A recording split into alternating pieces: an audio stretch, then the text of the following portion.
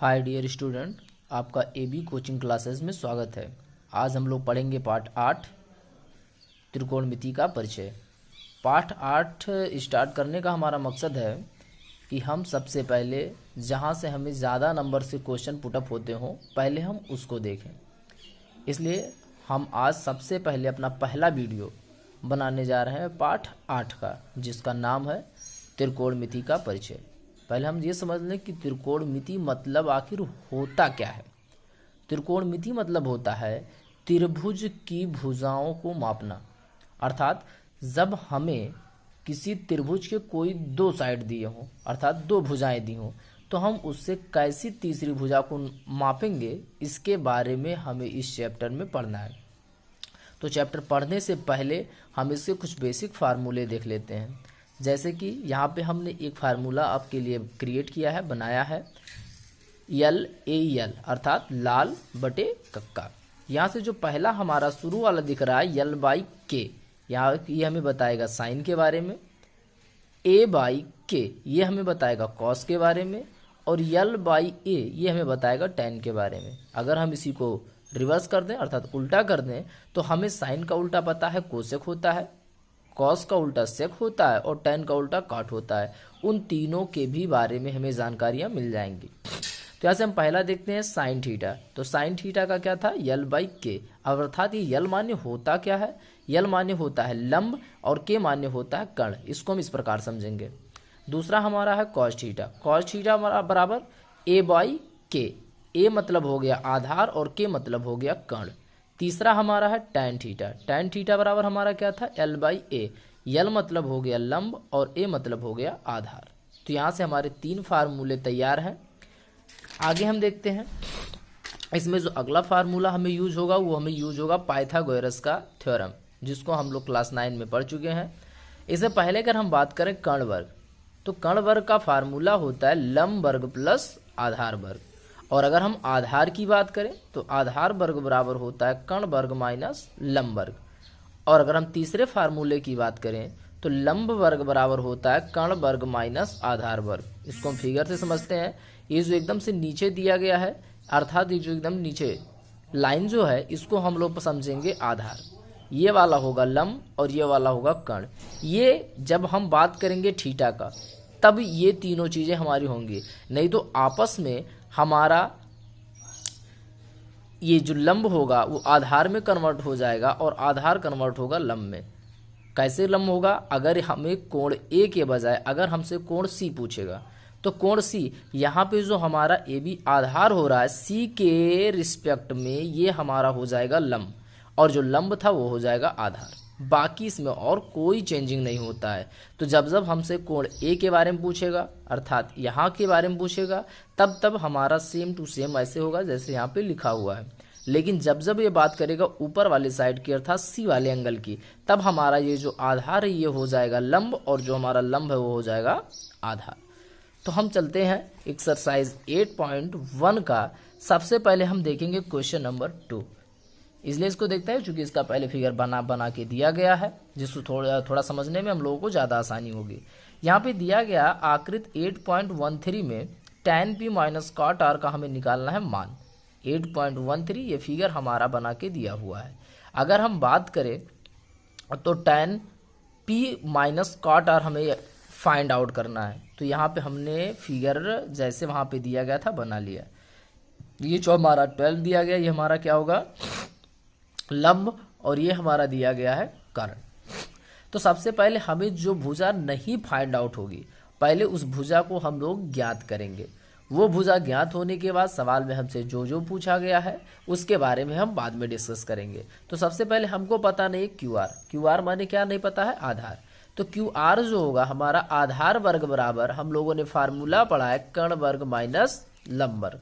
और यहाँ पे कर्ण का काम कर रहा है PR और लंब का काम कर रहा है PQ, अर्थात PR square minus PQ square.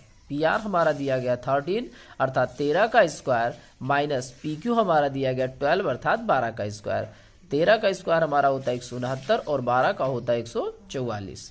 तो अगर हम इसमें से इसको सब्ट्रैक्ट करेंगे तो हमारा आएगा 25। तो अगर हम बात करें, ये हमारा इधर स्क्वायर है, स्क्वायर जब हम हटाएंगे तो ये हमारा जाएगा रूट में, और अगर ये हमारा रूट में जाएगा तो 25 का रूट हमारा होता है 5, अर्थात हमसे यहाँ से आधार भी हम लोग ज्ञात कर चुके हैं। तो हमसे पूछा क्या गया था, tan p minus cot r। अब tan p minus cot r तो हम तभी बता पाएंगे जब हमको tan और cot पता हो। तो सबसे पहले हम फार्मूला लगाएंगे tan p का, जो कि देख रहे हैं आप tan p ये कहाँ है, ऊपर वाली साइड में। अर्थात अगर हम बात करें tan p के लिए, ये जो हमारा आधार होता था, ये जो हमारा आधार था, अब ये काम करेगा किसका, लंब का।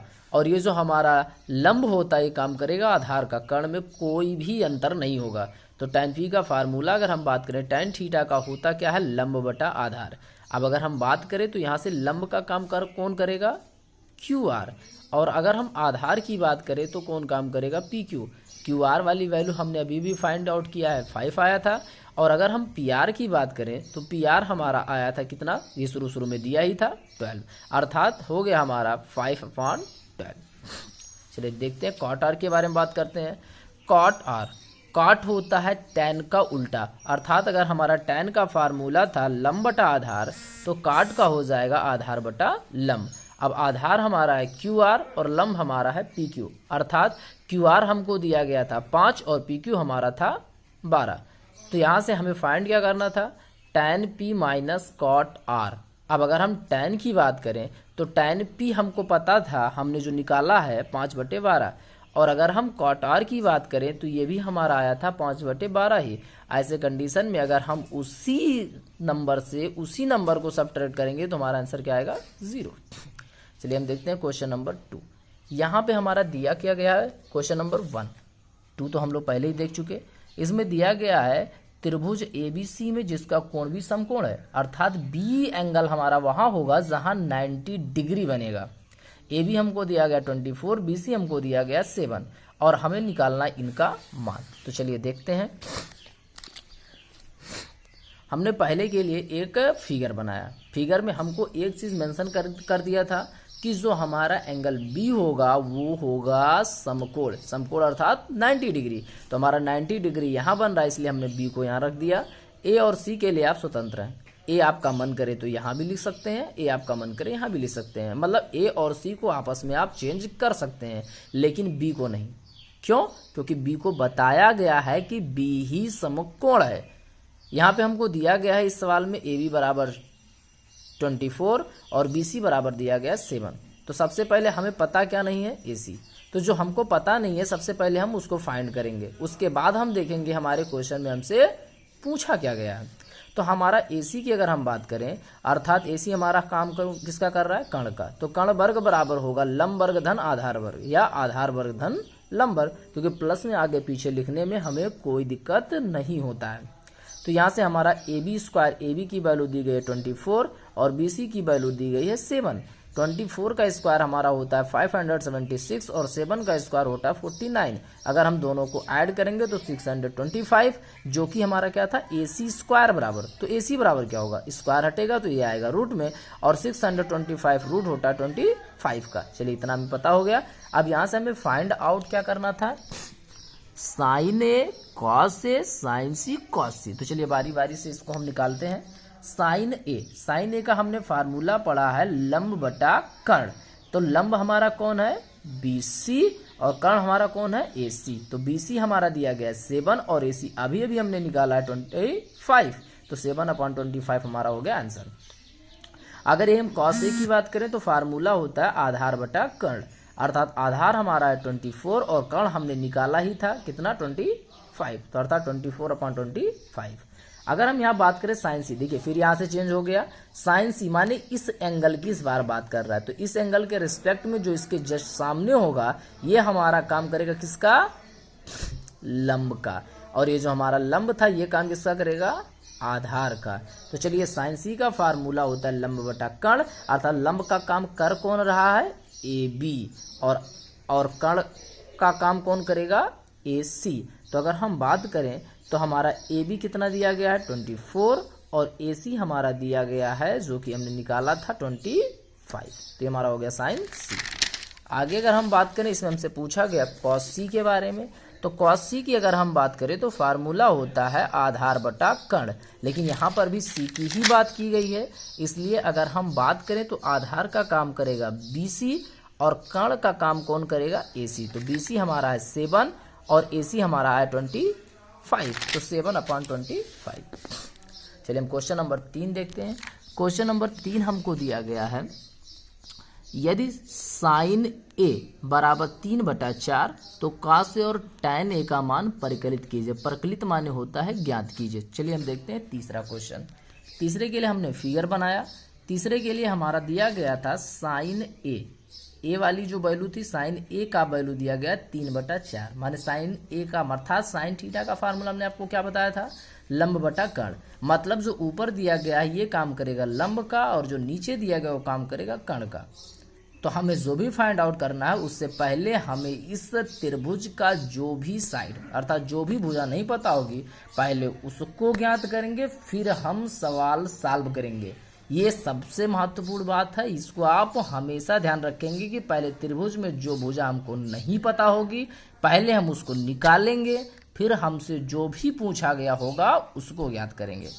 तो हम यहाँ से बात करते हैं किसकी, AB की। AB यहाँ क्या है, आधार, अर्थात आधार वर्ग बराबर हमने पढ़ा क्या है, कर्ण वर्ग माइनस लंब वर्ग। तो हमारा आधार है AB, तो AB का स्क्वायर बराबर होगा कर्ण क्या है, AC का स्क्वायर माइनस BC का स्क्वायर। AC हमारा दिया गया 4 और BC हमारा दिया गया 3। तो 4 का स्क्वायर होता है 16, 3 का स्क्वायर होता है 9, सब्ट्रैक्ट करेंगे आएगा 7। अब 7 आया क्या है, AB स्क्वायर, तो AB क्या हो जाएगा, √7। अब यहाँ से हमसे पूछे क्या गए थे, cos A और tan A के मान परिकलित कीजिए, माने हमें निकालना है cos A और tan A। तो चलिए हम दिखाते हैं। cos A का जो फार्मूला होता है ये होता है cos थीटा का क्या होता है, आधार बटा कर्ण। आधार हमारा था AB और कर्ण हमारा है AC। AB की वैल्यू हमारी है √7 और AC की वैल्यू आई है 4। तो ये हमारा हो गया cos A का जो आंसर होगा √7/4। और अगर हम बात करें tan A, तो tan A का फार्मूला होता है लंब बटा आधार। लंब हमारा है BC, आधार हमारा है AB। BC वाली वैल्यू हमारी दी गई है 3 और AB वाला हमने फाइंड किया है √7। तो डियर स्टूडेंट, आज हम यहीं पे समाप्त करते हैं, लेकिन अगली जो वीडियोस बनेंगी उसमें आपको कुछ क्वेश्चन होमवर्क के लिए भी मिलेगा, जिसको आप हमारे पर्सनल व्हाट्सएप नंबर पर सॉल्व करके सेंड करेंगे। तो जितना हो सके आप लोग इस चैनल को लाइक कीजिए, शेयर कीजिए और सब्सक्राइब कीजिए।